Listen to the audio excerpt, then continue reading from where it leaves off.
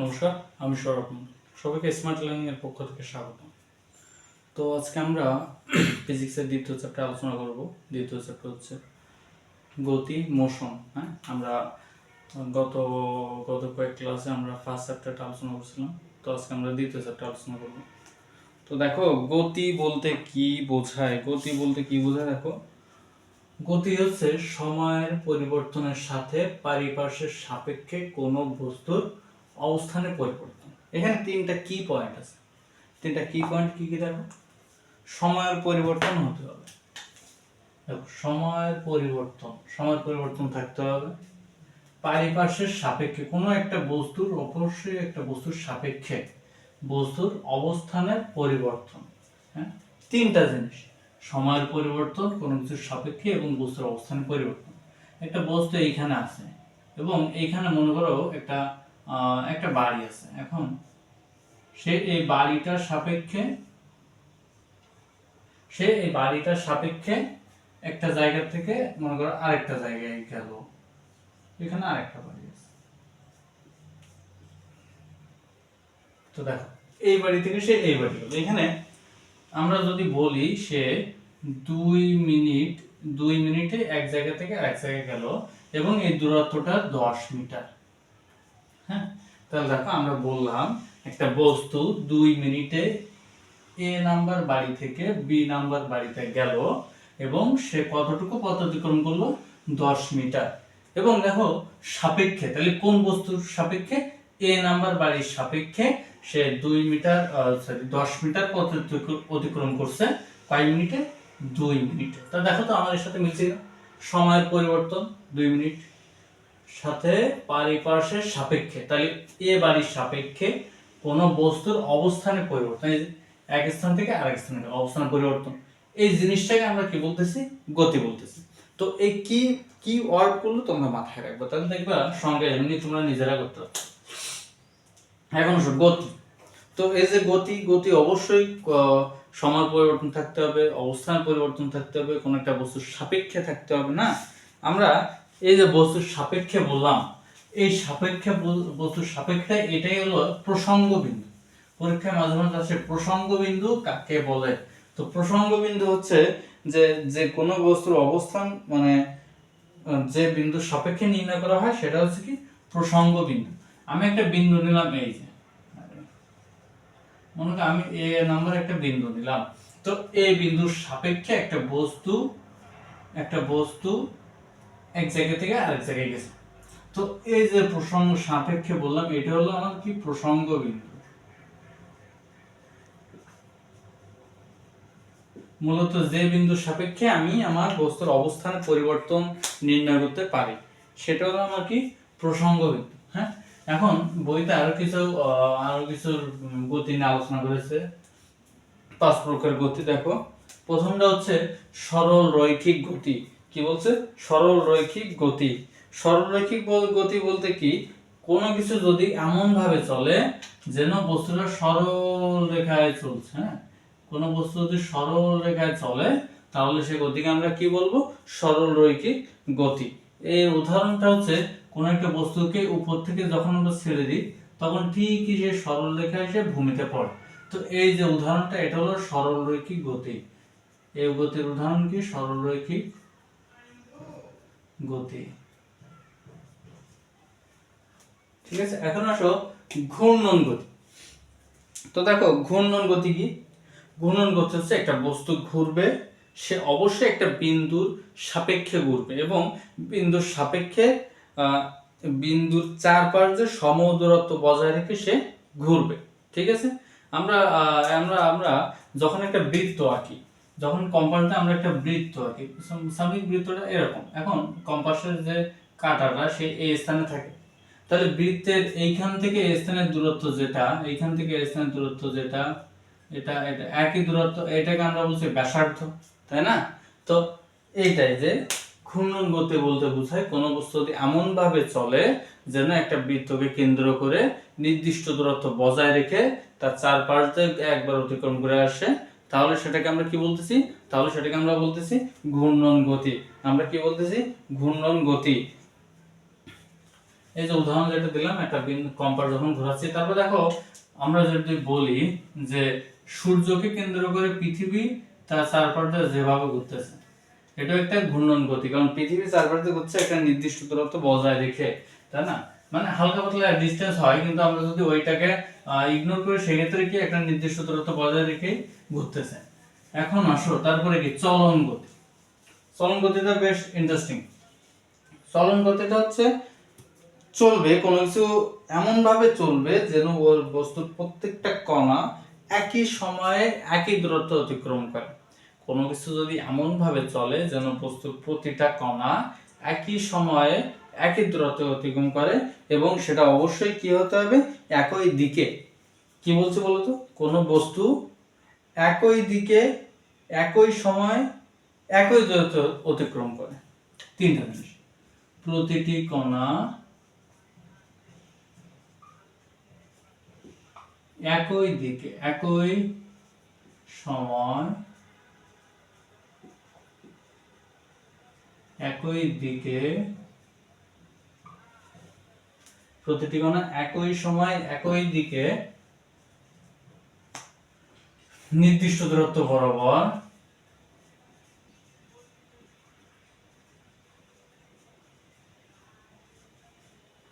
অতিক্রম করে, তাহলে সেটাকে আমরা কি বলতেছি?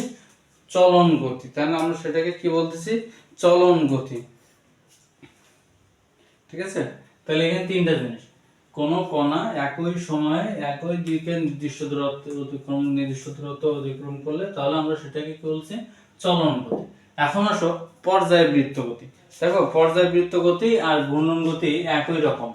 এখানে একটা পার্থক্য হচ্ছে, পর্যায়বৃত্ত গতিটা এমন করে, একটা পেন্ডুলাম তোমরা সবাই দেখছো না?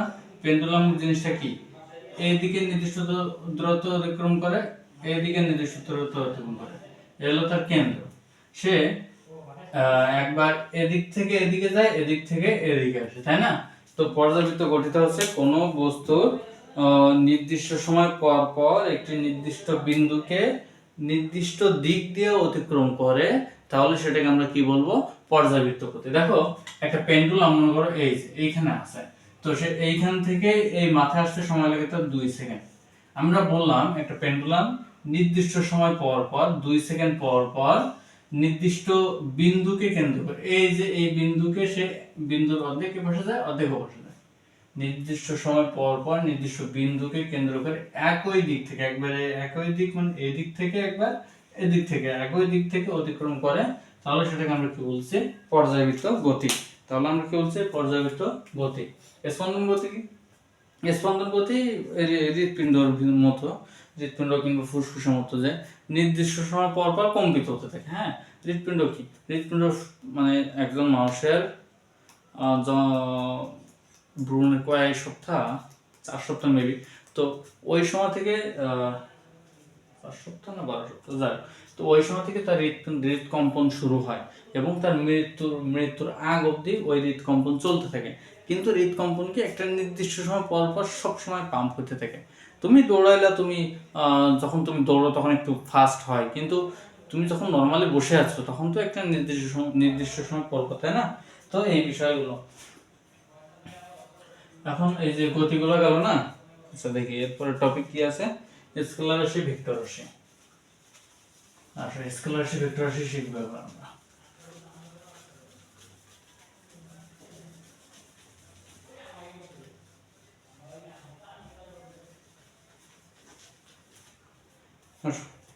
স্কেলার রাশি, ভেক্টর রাশি একটু নতুন তোমাদের জন্য। স্কেলার রাশি,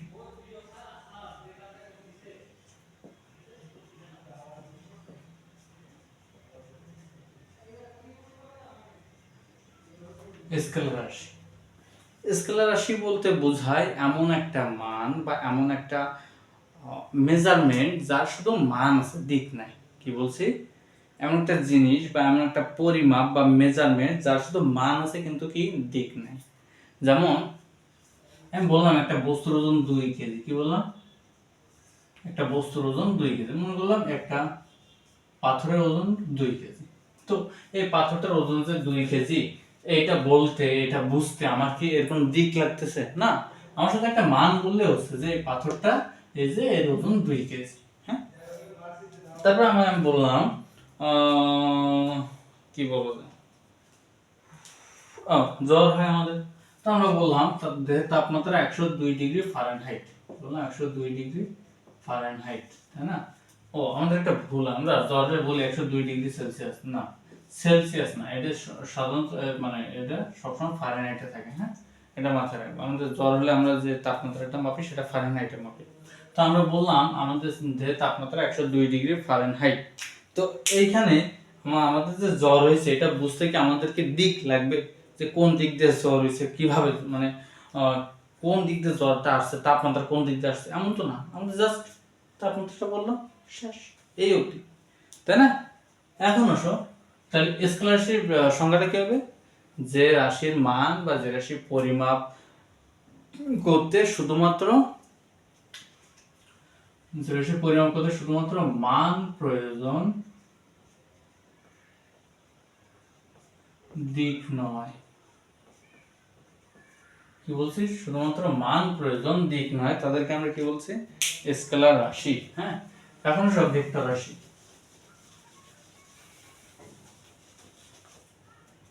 ভেক্টর রাশি কি জিনিস দেখো,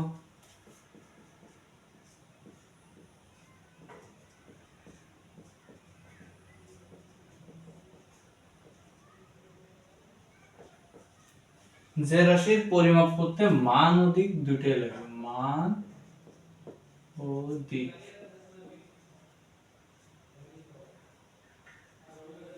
যে রাশির পরিমাপ করতে মান ও দিক দুইটাই প্রয়োজন সেটাকে আমরা কি বলছি? ভেক্টর রাশি, তাই না? তাহলে উদাহরণ কি? উদাহরণ আমি বললাম আমার বাসা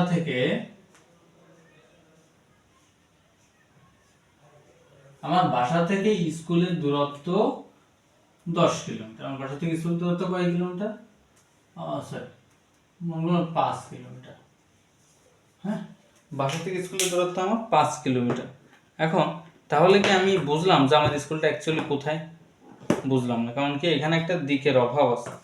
আমি যদি বলি আমার বাসা থেকে স্কুল দূরত্ব 5 কিলোমিটার, তাহলে আমি এখানে অ্যাকচুয়াল আমার স্কুলের দূরত্ব, স্কুলের ঠিকানা বলা হলো না, আমার বলা হলো জাস্ট দূরত্ব। এখন আমি যদি বলি আমার স্কুল থেকে আমার বাসা থেকে আমার স্কুল পশ্চিম দিকে 5 কিলোমিটার, বললাম কি পশ্চিম দিকে 5 কিলোমিটার, তাহলে আমার এখানে মেজারমেন্ট হইলো কি, যে আমার নির্দিষ্ট দূরত্ব মানে স্কুলের দূরত্ব হইলো এবং স্কুলের দিকও হইলো, স্কুলের দূরত্ব হলো, তাহলে আমি এখন আমার স্কুলে সুন্দরভাবে বিনা বাধায় আমি যেতে পারছি, তাই না?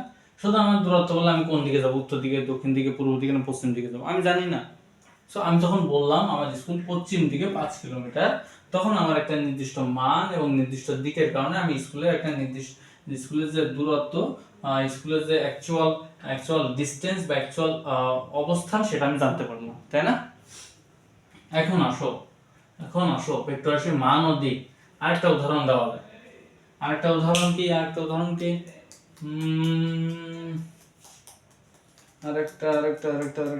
কি উদাহরণ দেওয়া যায়? আচ্ছা, একই আরেকটা উদাহরণ হচ্ছে, মনে করো বাজার থেকে, এই যে হলো বাজার।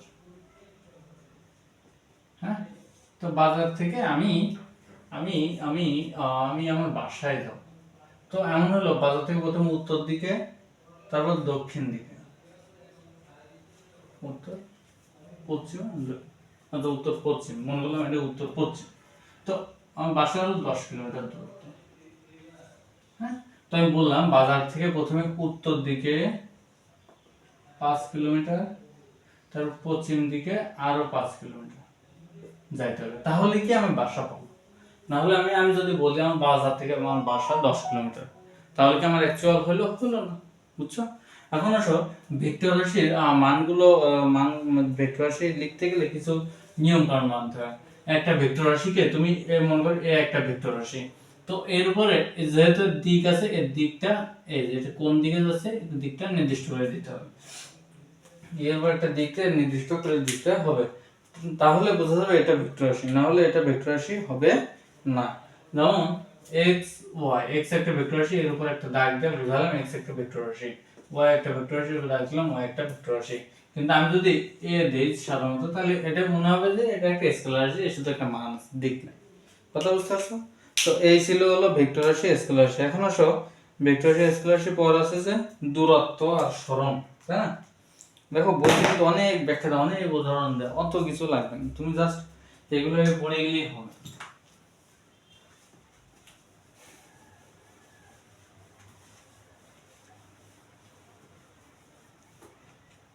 এখন ক্লাস শেষ।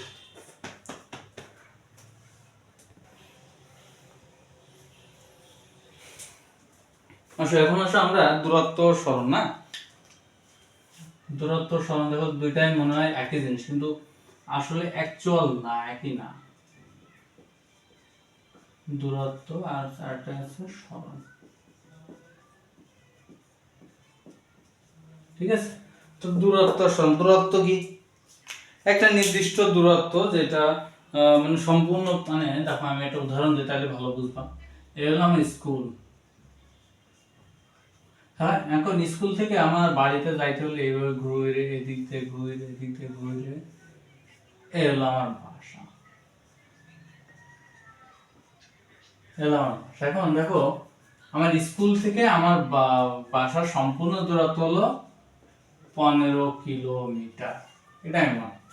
স্কুল থেকে আমার বাসার সম্পূর্ণ দূরত্ব কি 15 কিলোমিটার। এখন যদি এ হলো আমার দূরত্ব, এটা কি হলো 15 কিলোমিটার কি আমার দূরত্ব, কিন্তু আমার অ্যাকচুয়াল সরণ কতটুকু হচ্ছে দেখো তো। আমি যে 15 কিলোমিটার আসলাম ভালো কথা, কিন্তু আমার অ্যাকচুয়াল সরণ কতটুকু হচ্ছে, এইখান থেকে এইটুকু না, আমার অ্যাকচুয়াল সরণ কতটুকু হচ্ছে, এইখান থেকে এইটুকু, এইটা হলো আমার সরণ,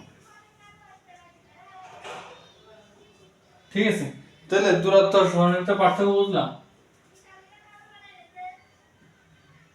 তাহলে এইটা হলো সম্পূর্ণটা আসলাম আমার দূরত্ব, সরণ মনে করো এখানে আসলো 2 কিলোমিটার।